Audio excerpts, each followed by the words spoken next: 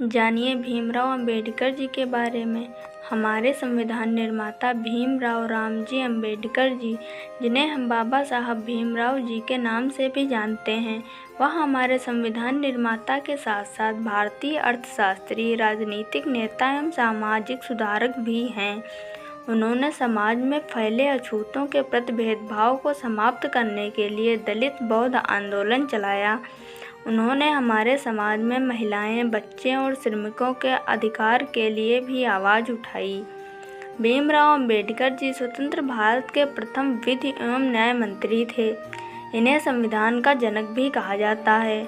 उन्होंने कोलंबिया विश्वविद्यालय और लंदन स्कूल ऑफ इकोनॉमिक्स दोनों ही विश्वविद्यालयों से अर्थशास्त्र में डॉक्टरेट की उपाधियां प्राप्त की तथा विधि, अर्थशास्त्र और राजनीति विज्ञान के शोधकर्ता भी बने। व्यावसायिक जीवन के आरंभिक भाग में ये अर्थशास्त्र के प्रोफेसर रहे एवं वकालत भी की तथा बाद में जीवन राजनीतिक गतिविधियों में अधिक बीता। इसके बाद अंबेडकर भारत की स्वतंत्रता के लिए प्रचार और चर्चाओं में शामिल हो गए और पत्रिकाओं को प्रकाशित करने, राजनीतिक अधिकारों की वकालत करने और दलितों के लिए सामाजिक स्वतंत्रता की वकालत की और भारत के निर्माण में उनका महत्वपूर्ण योगदान रहा। हिंदू पंथ में फैली हुई कुरीतियों और छुआछूत की प्रथा से तंग आकर सन 1956 में उन्होंने बौद्ध धर्म अपना लिया था। सन 1990 में उन्हें भारत रत्न, भारत के सर्वोच्च नागरिक सम्मान से मरणोपरांत सम्मानित किया गया था।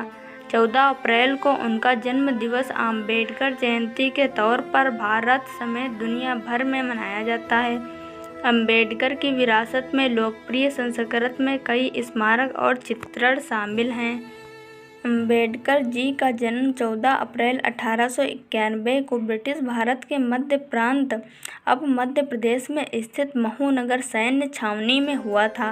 वे रामजी, मालोजी, सकपाल और भीमाबाई की 28वीं व अंतिम संतान थे।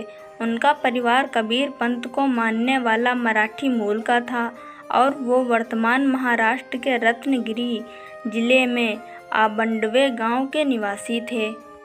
वे एक निम्न जाति से संबंध रखते थे जो तब अछूत कही जाती थी और इस कारण उन्हें सामाजिक और आर्थिक रूप से गहरा भेदभाव सहन करना पड़ता था।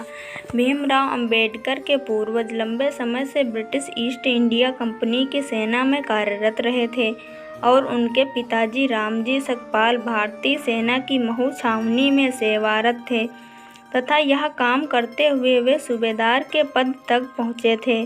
उन्होंने मराठी और अंग्रेजी में औपचारिक शिक्षा प्राप्त की थी। अपनी जाति के कारण बालक भीम को सामाजिक प्रतिरोध का सामना करना पड़ रहा था। विद्यालयी पढ़ाई के सक्षम होने के बावजूद छात्र भीमराव को छुआछूत के कारण अनेक प्रकार की कठिनाइयों का सामना करना पड़ता था। 7 नवंबर 1900 को रामजी सकपाल ने सतारा की गवर्नमेंट हाई स्कूल में अपने बेटे भीमराव का नाम भीमा रामजी अंबेडकर दर्ज कराया। उसके बचपन का नाम भीमा था। अंबेडकर का मूल नाम उपनाम सकपाल की बजाय अंबेडकर लिखवाया था, जो कि उनके आबंडवे गांव से संबंधित था, क्योंकि कोंकण प्रांत के लोग अपना उपनाम गांव के नाम से रखते थे।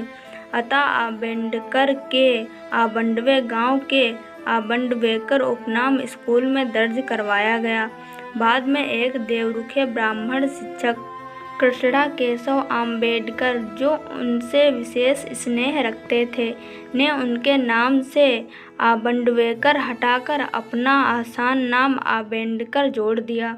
तब से आज तक वे आम्बेडकर नाम से जाने जाते हैं।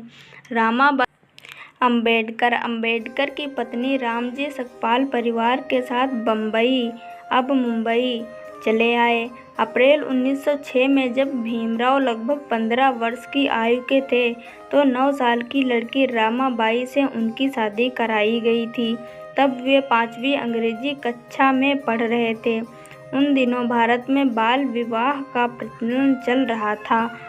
अंबेडकर की पहली पत्नी रामाबाई की लंबी बीमारी के बाद 1934 में निधन हो गया।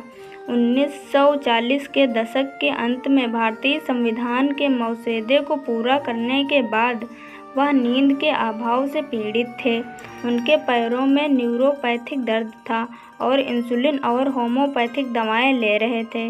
वह उपचार के लिए मुंबई गए और वहां डॉक्टर शारदा कबीर से मिले, जिनके साथ उन्होंने 24 अप्रैल 1948 को नई दिल्ली में अपने घर पर विवाह किया था। डॉक्टरों ने एक ऐसे जीवन साथी की सिफारिश की जो एक अच्छा खाना पकाने वाली हो और उनकी देखभाल करने के लिए चिकित्सा ज्ञान भी हो। शारदा कबीर ने विवाह के पश्चात सविता अम्बेडकर नाम अपनाया और उनके बाकी जीवन में उनकी देखभाल की। सविता अम्बेडकर, जिन्हें माई या माई साहब कहा जाता था, का 29 मई 2003 को नई दिल्ली के महरौली में 93 वर्ष की आयु में निधन हो गया। 1948 से अम्बेडकर जी मधुमेह से पीड़ित थे। जून से अक्टूबर 1954 तक वो बहुत बीमार रहे। इस दौरान वो कमज़ोर होती दृष्टि से ग्रस्त थे। राजनीतिक मुद्दों से परेशान अम्बेडकर का स्वास्थ्य बद से बदतर होता चला गया और 1955 के दौरान किए गए लगातार काम ने उन्हें तोड़ कर रख दिया। अपनी अंतिम पांडुलिपि भगवान बुद्ध और उनका धम्म को पूरा करने के 3 दिन के बाद 6 दिसंबर 1956 को अम्बेडकर का महापरिनिर्वाण नींद में दिल्ली में उनके घर में हो गया। अब उनकी आयु 64 वर्ष एवं 7 महीने की थी। दोस्तों, आपकी अम्बेडकर जी के बारे में क्या राय है, हमें कमेंट करके ज़रूर बताएं।